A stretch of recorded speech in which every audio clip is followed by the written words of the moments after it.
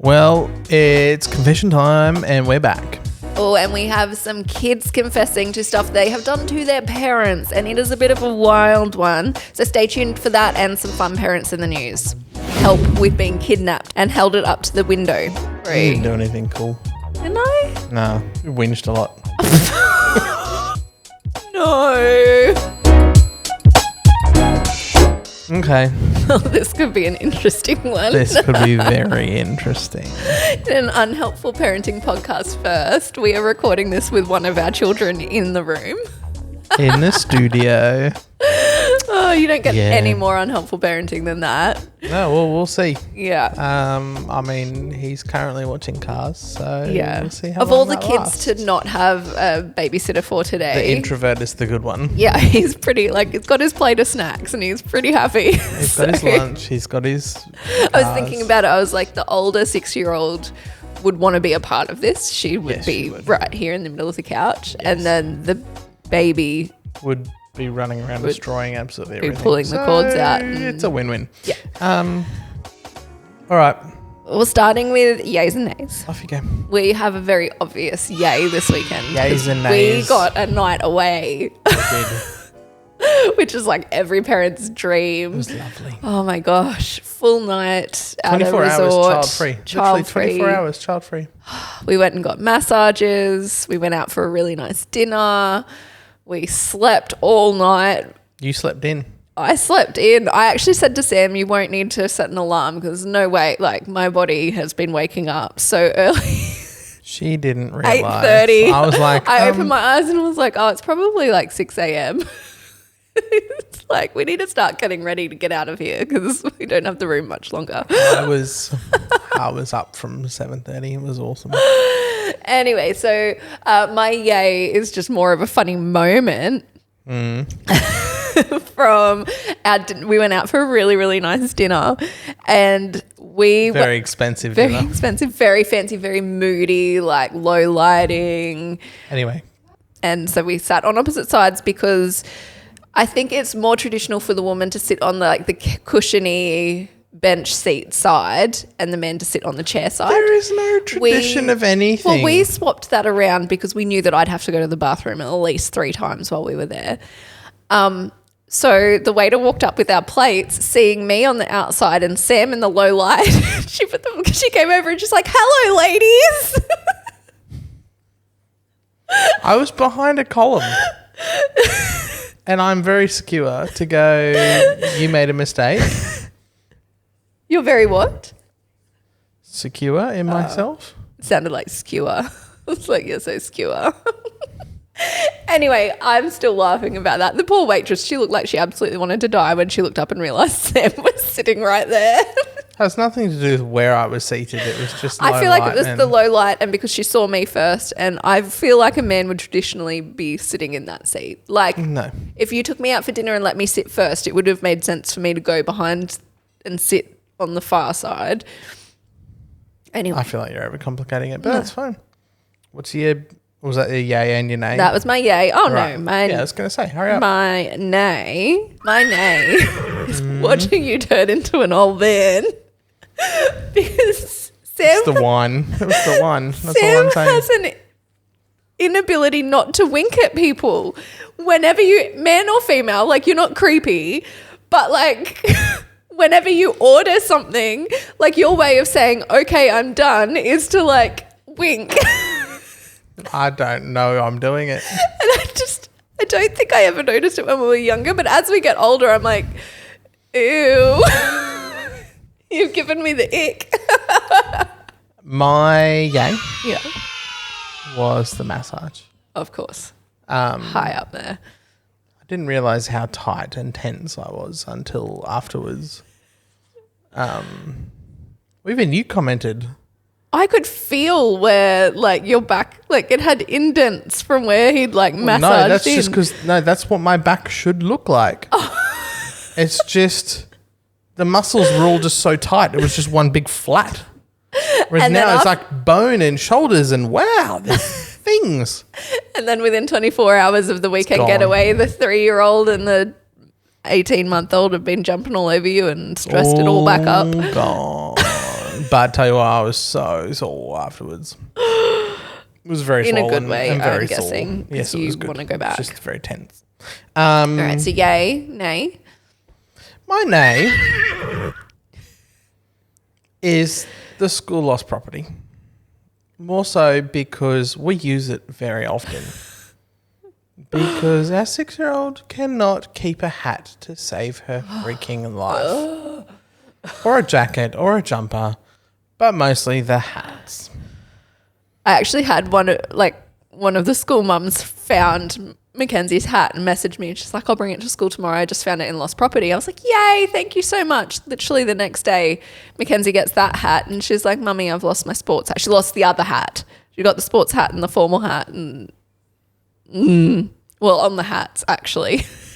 Added nay.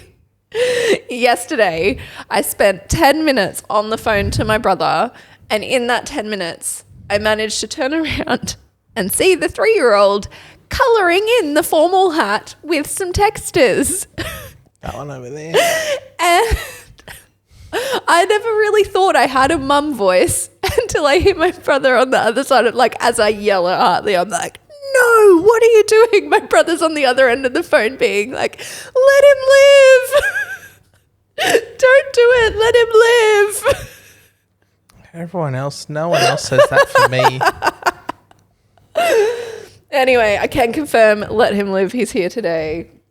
The hat has seen better days. So today we are I said we'd be back with the confessional, but something happened in the confessional this week. And it's kind of turned more into like a life confessional. And most of these are stories of kids confessing to things that they did. So reverse confessional almost. Well, you'll see. You read the first one. In middle school, I learned how to scan my school report, used the Paint app to remove my C's and made them all A's. I had to do it every quarter and my parents never knew any different. Yeah, this is like a self-confession. Yeah, welcome to the kids fessing up. As adults, though. As adults, yes. A lot of them are. Clever. Yeah, you can't get away with that now because I feel like all the portals and all the apps and all the things, the reports go straight to parents. There's no like child. Well, for us anyway, there's no child interception. Yeah, not anymore. Yeah, you don't get. Sorry, kids. I wouldn't know. Well, our kids aren't getting A's, B's, C's, D's yet. It's just... Yeah, general. Well, in grade 1. Participation awards. It's awesome. All right, here's another self-fess up. When I was 16, I was learning to drive with my mum in the car. I was pulled over for an RBT and they asked if I'd had anything to drink today. Taking it literally, I said yes and told them all the drinks I had had that day. My mum nearly died. That's pretty good. Can you imagine sitting there listening to this child that you've raised? Telling about all the drinks. I got pulled over. Just be there as a parent being like, I failed you. I can't believe you're saying this. And there's the 3-year-old. Well, I got pulled over by an RBT as a learner. Oh, yeah. I was just coming home from youth from a superhero party. I may have been in bright red box shorts and a cape. Driving home with my mum. With your mum? In her PJs. You guys must have looked like a great pair. Yeah. That was the cop. Needless to say, the cop was curious. You'll love this next one. My kid covered my drum kit in powdered sugar. He wanted smoke to come off the drums like he'd seen in a music video and thought they used flour, but couldn't find any. So he got the sugar out. Oh. Sam's a drummer, for anyone who... I don't know if we've mentioned that before. How would you feel? Depends on the drum kit. Your drum kit. Like it's yours, which means obviously it's a drum kit you like. I would care about my drum kit because I have a nice drum kit. Some drum kits, I would pour crap on them and have at it. So it depends. All right, next one. Back when my brother and I were 6 and 4, we were on a long road trip and sitting in the very back seat of a station wagon where you sat looking out the back window. We had crayons and cardboard and had written "Help, we've been kidnapped" on it and held it up to the window. Thank God this was before cell phones were really a thing. My parents couldn't work out why everyone was giving them such strange looks. You 100% get in trouble. Oh no. We've had heaps of stories of kids getting their parents in trouble. That just adds that to the list. I should make a playlist of something out of them for all the parents that just need to come have some consolation and feel better. I just pre-read this next one. Okay. My mate confessed to me that when he was a kid, he was so sick of his mum asking him to get her a glass of water that he dipped his balls in it. No. But that doesn't stop her from asking for it. No, but it just makes you... Oh, no. It's like teabagging to another level. But... like, spike it. Don't spike it with drugs. Like, spike it with something to make it sound like crap so she stops asking you. She's just going to keep asking you. New parent fear unlocked. Note to self, don't ask my child for water. Well, it's like those things you see in the American restaurants. I just want to know, I'm assuming it is legit. What? Like, or if you treat your waiter, if you treat your waiter like crap and don't tip or like the rest of it. Yeah. I mean, you reap what you sow, but I feel like getting your kid to help you around the house, like... Last one. My mum found edibles in my room and thought they were lollies and ate one while she was getting my washing. She thought she was sick and didn't know what was going on, but she was just super high. Are you sure she didn't know? Gee, that's never happened before, has it? Moving on. I may convince Beck to tell that story one day. No, we have to convince the family member involved in the story to share that story one day. It's a good story. We have parent news this week. Yeah, again. Well, more out of what's with Japan? There's another story. Well, you start it. Off you go. You stole it. You start it. More out of Japan. Japan has cracked down on flashy baby names in a new law with baby naming. Names including Raburi, which means lovely, Pudding and Pikachu have been included on the list. How did you say that name for lovely? Rubbery. Is it rubbery? Is that actually lovely? Yeah. I would assume. I would have said just the way I look at it, I'm like, if it's lovely, rubbery. I need to Google this. That's how it sounds in, like, if you were to put on an Asian accent. Anyway, yes.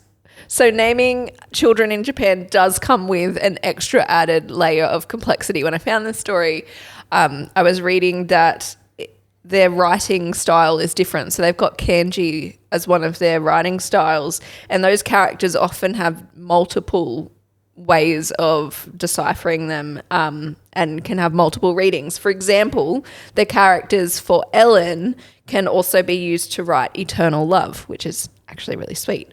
But under the new rules, parents must specify the pronunciation of a name when registering it, and officials will block any deemed to have extreme readings. Even names that have a positive inversion won't be allowed. It's been a struggle between individual freedom and societal standards, but the supporters of the reform say, get this, they say it will prevent children from suffering due to their parents' overzealous creativity. I feel like we need that in Australia. What? It's so well worded. Just the way they put it. It's not like you're getting crazy. It's like... Just in the Western world, we need that. Oh, man. There are some names. That should not be names. Yeah, Raburi. Yeah, it's not rubbery. Oh, celebrity. No, don't even start. Oh my gosh, moving along. Sam has terrible accents Terrible accents. well, it can be interpreted the wrong way when you do them. We had 2 stories last week from Japan, 1 this week. So many Japanese. But off the back of last week we shared about the parents who put their kids in a coffin for a photo and it fell over and broke. yes. And then we shared a whole list of All of the similar other ones, yep. incidents. Another one happened last week. It's not related to parenting. It's just related to what we talked about last week. Oh, how convenient. Well, so you it's can not read really it. parents in the news, is it? Well, that's what we've been talking about. So, An American tourist climbed over the fence at the Colosseum and impaled himself on a fence spike in the process. He was left dangling and screaming in pain while visitors looked on in horror. The 47-year-old reportedly wanted to get a closer look at the amphitheater, but he fell and got skewered instead. It took 20 minutes to get him off and he was in critical condition. He had surgery and received 80 stitches to close the wound. He has survived and been questioned by police. people, listen to the signs, read the signs, listen to the signs. And this is also extra important reminder for parents to, I know that wasn't a parenting one, but a lot were parent related last time. But also in the news this week was Madame Tussauds' new edition in London is a wax recreation of a sausage roll. Excellent. From Britain's famed bakery chain Greggs. So please, parents, please don't be the parent whose kid goes in there and eats the sausage roll. And if you are, give us the exclusive, please, because take a photo. We were here first. Oh my gosh. It is in an enclosed box. So one would hope at Madame Tussauds. It would not be a very delicious mouthful of wax, to be honest. Stranger things have happened. All right. One last parents in the news story. And this one's for the Is this mums. actually a parents Yes. in the news? Okay. In more ways than one. Okay. So a morning news anchor for a New York station went into labour early in the morning last week and still anchored the morning show. Olivia Jaquith delivered the 6 a.m. news broadcast and then went on to deliver her baby. Production actually had a counter in the top corner of the news of, days past due date, as she was 2 days past her due date. She insisted she was in early labour, but as a mum watching it, I saw her wince a couple of times and I was like, oh, no, you're in labour. She had reportedly announced her pregnancy on air and also during her pregnancy run a half marathon. So this wasn't a surprise to the people that knew her. And she actually said, I'd rather be at work than the hospital. As the news closed, it was actually really sweet. Along the bottom of the news, the production crew put, here comes baby P. Good luck, Olivia. You rock. We love you. Oh, it's really sweet. Cute. But yeah, parents in the news. It's like, what's her face who sings on Encanto Oh, yeah. from Brooklyn Nine-Nine. Yeah, that's right. When she sings the song Waiting on a Miracle, apparently she was in studio. She was in labour singing that song. Trying to get it out so she didn't have to work post-baby probably. Waiting on a miracle. Good on you, mums. Mums, if you've got stories of epic things you did in labour, Oh, that would be a cool story. Yeah, what happened to you Let's while do you that. were in labour? Obviously other than having a baby, not much trumps that, but what's your labour You story? didn't do anything cool. Didn't I? No. You whinged a lot. Oh, man. Oh, I'm trying to think. No, most of ours were overnights. So it was sleep or watch TV. Not sleep. Or, I finished Spyro, the game, while you're in labour. great support, baby. Thank you. That's an Thanks accomplishment. for that. Yeah, I relived my childhood. Yeah, so mums, send us your stories. Also, we've already got the question out there. If you log online, you'll see the question, what is the weirdest phase or funniest phase your child has gone through? Not something that they just did as a once-off. What's the phase that, we've had the emotional support spoon, but you hear about your kids going through phases like the tantrums and the terrible twos and whatever. But no one ever told me that I'd be facing my child licking the car every time we go near the car. That was not a phase anyone told me about. But from toddlers to teens as well. Teenagers, I've already had a few mums send in some teen stories, and I'm like, oh, I don't know if I'm prepared for this. So send in your stories. Yeah, that could be interesting. And come back next week. If you are watching this on YouTube, please like this video right now. It really helps us reach more parents. Makes our day as well. Subscribe. Show us some love wherever you're listening. Rate, review, subscribe, like, follow, whatever it is. And follow us on socials as well, because we are having heaps of laughs and lots of fun there as well. And we'll see you next week. See ya.